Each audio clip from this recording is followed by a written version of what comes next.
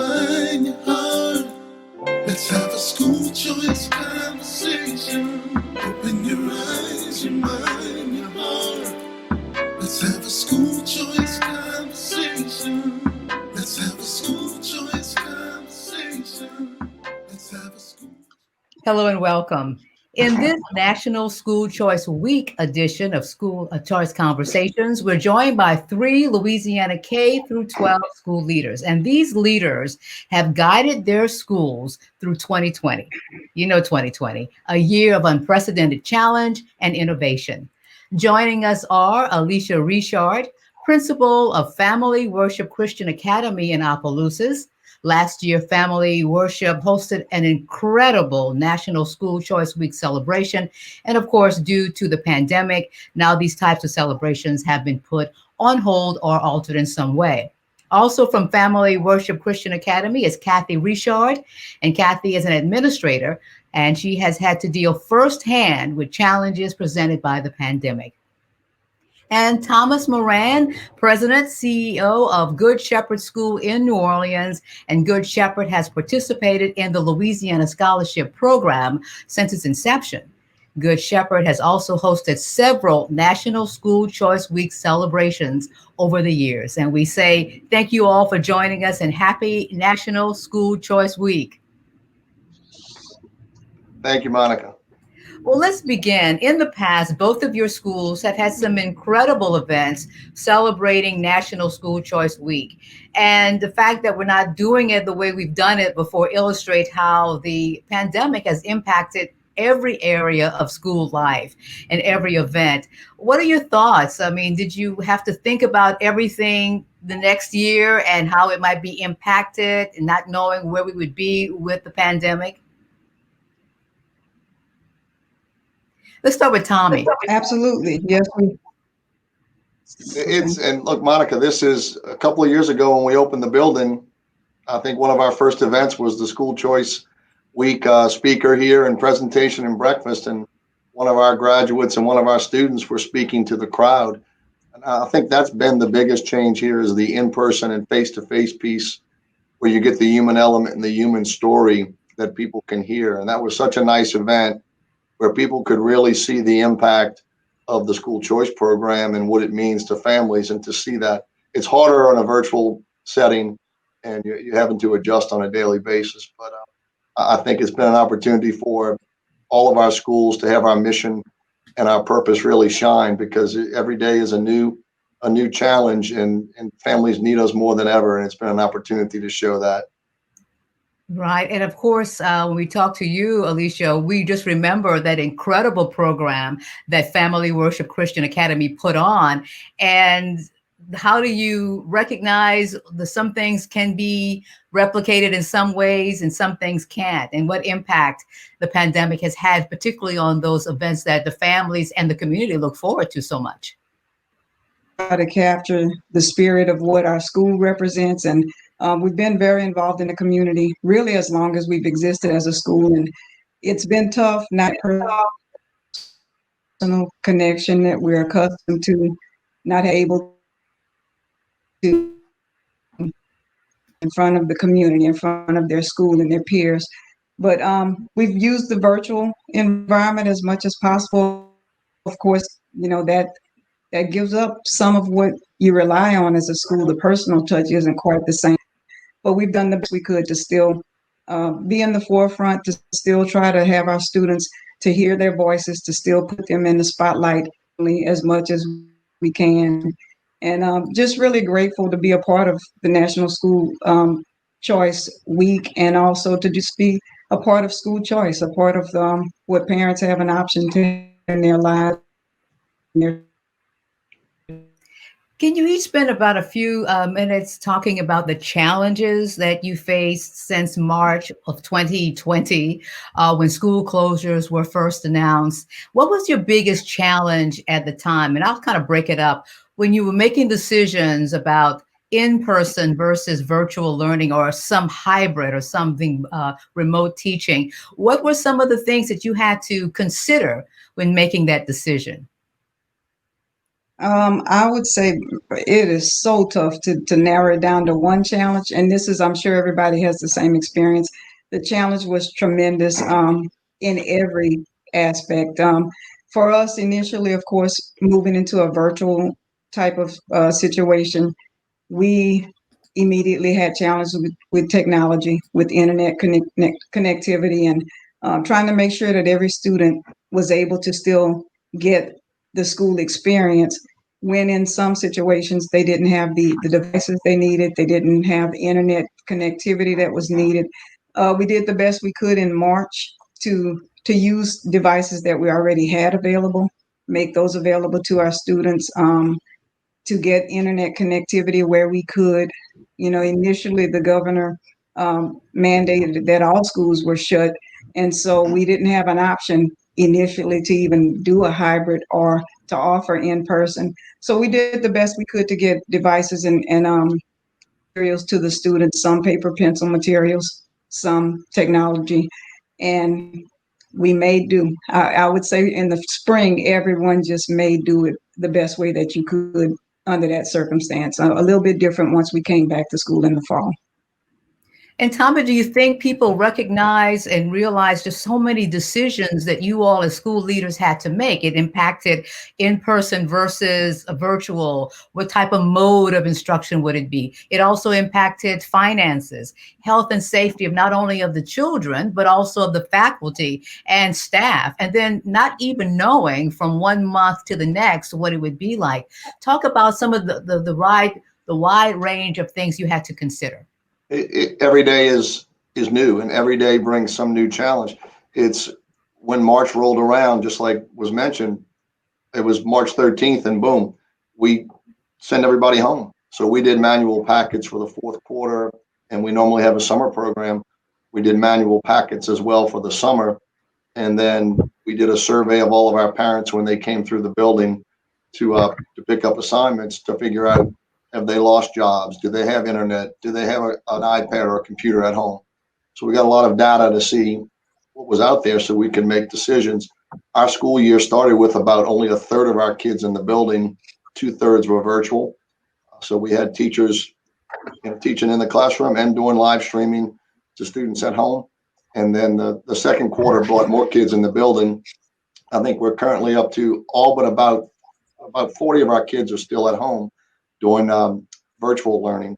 And look, I'm on a group with school leaders throughout the country, and a leader in Florida probably summed it up pretty good. He said about the virtual environment, he goes, it's a perfectly mediocre way to deliver education. Wow. When you sit and you understand all the challenges and how hard everyone works, but we're sitting here worried about our connectivity from our offices, whether you can hear us. What happens in a home with 6 people with slow internet service, if they even have it, and their one device might be a phone that mom's trying to work, students are trying to do schoolwork. It's a challenge. And then food services, we are our own food authority. So we were not only feeding Good Shepherd students and families, we were feeding students in the community, because at that point they waived who could be fed. You could feed anybody, any student around. We did 52,000 meals from March until June. So not only education, it's taking care of the basic needs of families. And I think we've got 94% of our population has either lost their job because of COVID or had a reduction in hours. So our families are, it's basic needs. And then on top of that, we're trying to educate in an unprecedented time, and still worried about all the accountability and assessments that are coming around the bend. It's really highlighted the disparities in the worlds that our families exist in, and it's been galvanizing in some way, because the schools have proven to be the anchor in families' lives, and it's so much more than the academic piece. We are a saving grace in some of these families' lives in terms of we provide hope. They know they can come here and somebody will listen to them and take care of them. We don't always have the answers or the resources, but we've got to try, and the financial resources. Try to fundraise during COVID when you can't have an event. It makes for creativity and from your people, and a challenging environment that you muddle through. And Kathy, what was it like, and continues to be for the families and even the community in Opelousas, those impacted by Family Worship Christian Academy and the work that you do? Well, Has the concerns changed in any way? I'm going to agree with Tommy and a lot of the points that he made. We were very, I would say, nationwide, just not prepared for this pandemic, for something to this extent. Um, we have emergency plans in place. I mean, we live in Louisiana, we're hit by storms, and usually our plans are in place for a week, 2 weeks. We were not prepared for something to last this long. We really March 13th hit and our students went home, and that weekend we got together and our team just started looking at every aspect of how could we help? What do we need to do? How flexible can we be in providing services for our students? So, as far as educating them, what changes do we need to make? We really had to think outside of the box to still educate our children from with them being at home. And like Principal Richard said, we had limitations with connectivity and devices, but still stretching ourselves to provide education to our students while they were out. Um, Food service is, I mean, that's an area I directly oversee, and looking at food service and the challenge there. We are in a rural area, we have limited public transportation. Um, Several of our students were home being cared for by siblings. They have parents who are essential workers, parents who didn't have the option to stay home when COVID hit. And it is our responsibility to care for our children. That was our big concern, is how can we care for our children? How can we help these families get through such a difficult time? Um, by March 16th, that Monday, we immediately hit the ground rolling, providing meals for our students. For the students who didn't have transportation, parents who reached out, our teachers picked up the ball and said, hey, I'm going to travel to this neighborhood. I will bring meals to these children. And our staff really just worked tirelessly to provide the needs as far as food service goes, to get our students hot meals. We were really concerned with that, just knowing our student population and how much our parents and students depend on those meals. That was huge. And I mean, I just commend my staff for just standing in and helping us through that time period. They did an excellent job. Our parents were very appreciative. Our students were appreciative. And as was said, we were able to extend food service where we were providing not only just for our students, but eventually for the community. And it was an area of need. I mean, a huge area of need that our school got to step in to providing hot meals every day for students. So I'm very proud that we were able to do that and still continue to do that right And now. it's just amazing all of the things that you all as school leaders were able to accomplish with little complaint. You just got in there and you made it happen. And I'm struck, Tommy, by what you said of one of your colleagues out of Florida, that it was virtual was a perfect way to deliver, I'm going to paraphrase here, mediocre instruction or mediocre learning. What about where we are as far as learning loss that you noticed during the early months and even this last fall when students were returning and figuring out it would be in virtual or what have you? Where are we with that? It'll be interesting to see. I've been in education a long time and remember the Katrina impact, which was a finite period of time, and we were the only part of the country dealing with that. This is nationwide, and students basically haven't had a normal education day in almost a year. And it's been pronounced for the people in the community that we serve. And is learning taking place? Absolutely. Are teachers working hard and students? Everybody is. It's just not the same as being in person. And the gaps are going to be even more pronounced when technology is not readily available for a lot of our families. We're providing it, but then who's at home to supervise that? Like was mentioned, the reality is one of our middle school students might be home watching the younger siblings while mom or dad is at work. How much education takes place when a 12-year-old is at home trying to supervise the 6-year-old? they're trying and doing the best they can, but at the end of the day, you kick into survival mode. And how do you how do you provide for the most basic needs? And look, it's been the most basics that have been covered here, and this gap's going to be a generation. What I will, you know, argue pretty profoundly is kids are learning different things at this point in time. They're learning to be resilient. They're learning to deal with an unprecedented situation. Those are things that don't get measured in standardized assessments and LEAP tests and so forth. So that'll be something that'll be defining for their generation.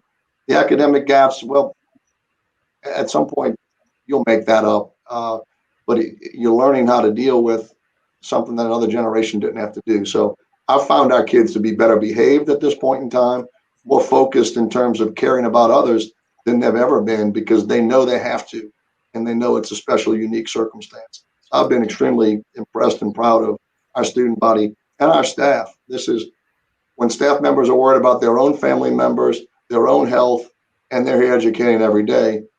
It is for them a challenging, stressful time, but you've got to answer the bell and you've got to be there every day. And they've done that. At some point, they're going to wake up and realize they're really tired.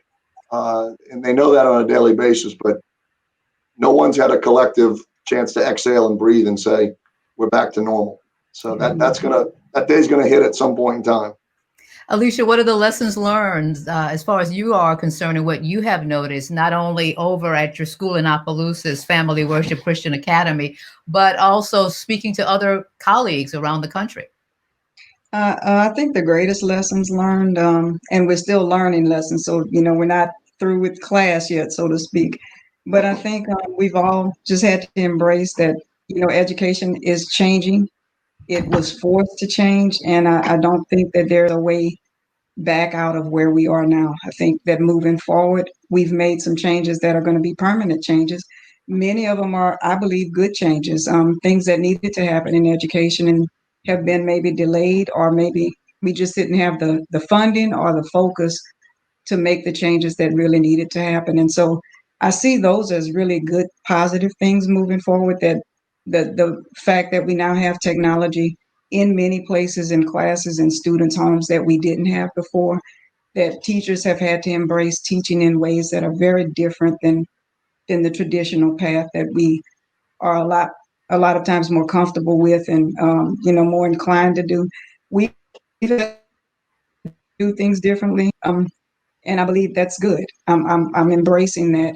At the same time, as Tommy was saying, I mean, the impact, that the toll that this has taken on educators and families alike across the country, we don't know and won't know probably for a while what that toll is in total. Hopefully, on the other side of this, there will have been so many gains and so many things that we can look at and say are positives, that this won't look as traumatic and won't feel as bad as it has at times. But that's something that remains to be seen. But for now, I do embrace what we have learned, and the things that have happened that have been good. I can appreciate many of those things, and just hope that we continue to move forward in a good path, and that this too shall pass, hopefully soon. And Kathy, do you think the community, I know parents, oftentimes people are saying, I had no really idea all that teachers and schools do. Do you think there's a deeper understanding and appreciation for what you all do, particularly your role, not only in the classroom, but in the community? Yes, I do think that this has allowed what we do in the classroom to be seen by parents at home, just to be seen by the public.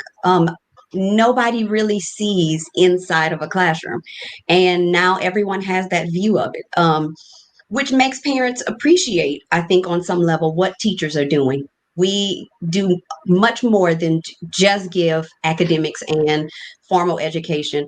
Teachers are teaching children how to have social skills, how to interact with one another.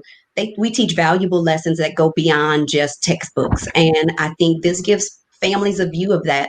It really gives parents an appreciation of the time when all of our children were at school. The ease that it was to life, to just put your child on a bus and they are at school, they are safe, they're being educated, they're with their peers, and you don't really have the concerns of really taking that on at home. And so I think this parents have learned a new appreciation for educators. It definitely has opened us up to think outside of the box. So for family worship, we are constantly looking for ways to educate our students to bridge the gaps that may be present in virtual learning. Our teachers forfeited their summer in a lot of ways because we went to work immediately when the school year ended last year, in preparing them for virtual learning, preparing them for, we have no idea what that 2021 school year will look like. Let's prepare as if the whole year is virtual. And they gave up hours and every week. I mean, they were committed to showing up, doing training on how to run a virtual classroom, what available websites and streaming techniques were available to help make virtual learning the best that we could possibly do. And then I think this has allowed us to individualize learning more, because we're having to look at each child for where they are, what's available for them at home, what help do they have at home, and then try to fill in the gaps there as well. So in some ways, I do see benefits to this because it's forcing us to look at each child for what gaps did they already have in their education. What can I do to provide resources? How can I help this child? What gaps may be present right now with them at home in virtual learning? What can I do to help? And I do see the benefits in that. We are able to provide some things that we possibly were overlooking when they were here with us in the classroom. Right. Well, my final thought, a question, and we can spend just a couple of seconds on this from each of you. When it's all over, when we're on the other side of this pandemic, whenever that's going to be, will there be a simple return to what was normal, or will there be some new normal or new way that will become a normal? We'll start with you, Tommy. I don't think we'll return to anything as it was before, and that's a good thing. I think this situation is starting to shine a light on a reality that's existed for a long time about the challenges that so many of our families face in the inner cities, in rural areas where poverty, and I don't like the word poverty, but that's the word that's out there because it's financial in nature. But those are some of the richest people I've ever known and met in my life in terms of their sense of resiliency, their sense of faith, and their sense of determination. They've always done everything they need to do to provide for their families when everything is stacked against them. The, the wages that they make and the number of hours they work to try to put food on the table. We're sending food home over the holiday break, and that's the only food some people had. Um, we shouldn't People should know about that before the pandemic hits. It's a reality that our families deal with all the time. And education provides opportunity and access. And to know that some families didn't even have access to technology, you can't exist in the world without that. Um, People need to understand that and change. So if changes are not made now, when will they ever be made? So, I mean, I think that's the silver lining and the blessing in this. I don't want us to go back to normal. I want us to go back to a heightened awareness of what our families need. And it shouldn't always be at risk. High stakes testing coming up. Scores are going to be horrible the next 3 or 4 years in every school, from the highest performing public charters to private. Forget the academic piece, the emotional and the social piece and the mental piece that people are dealing with now. If family members dying from this COVID situation, that impact, we don't even realize what it is on us as an adult. Imagine a child. And we really saw that at Christmas time. So I hope there's more of an awareness from the community at large. We see it every day where we are, but I think it's heightened our awareness of the significant role we play. We are a beacon of hope for the families we serve in each little tiny community. And at some level, we're all little tiny communities. We're in the 7th Ward, we're in New Orleans, you're in Opelousas. Our schools mean something to our families. They chose us and they found this. And we are a mission-driven place, and the mission is shining more than ever. And I hope it shines a light on our families because They deserve every opportunity and every chance at access. Was the most wonderful, faith-filled people you'll ever meet. So I hope there's a light shining on that as a result of this. Alicia or Kathy, your final thoughts on what will be labeled a new normal or the old way or the old normal?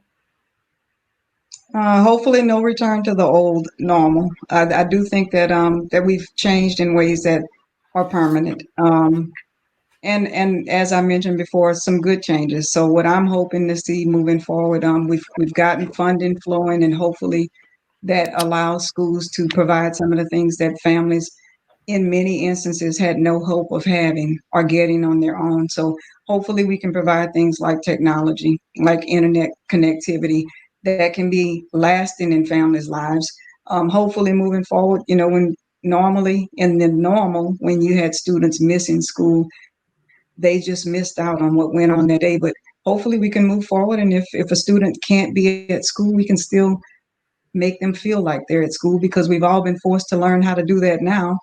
So I'm hoping that all of those things are moving forward, as well as these new relationship connections with our families that is unlike anything we've had. As much as we thought we were helping in the community, we have had to make connections now with losses and with people in lack in ways we've never done before. So I hope that that moves forward with us as well.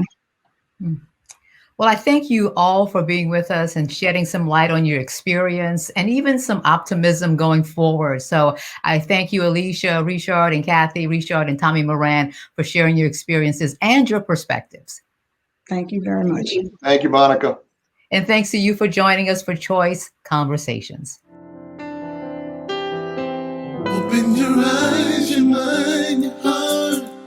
Let's have a school choice conversation. Open